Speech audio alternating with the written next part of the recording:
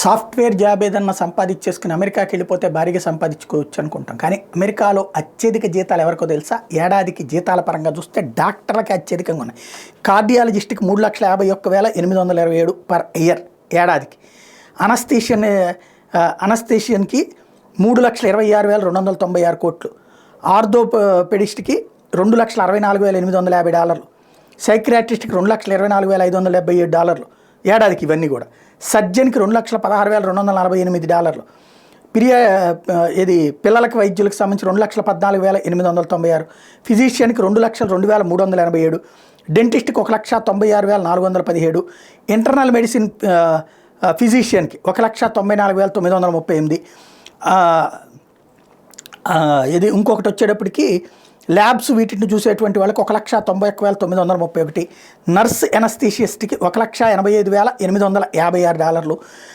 పీడియాట్రిషియన్కి 1,80,202. General ప్రాక్టీషనర్కి $1,70,283.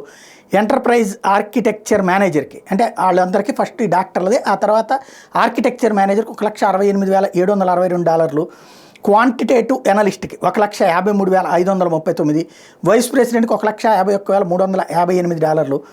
Director of information సెక్యూరిటీకి $1,49,204. ఈ టాప్ 17లో వాళ్ళకి అక్కడ వస్తుందంటే ఏడాదికి ఇది అక్కడ వస్తున్నటువంటి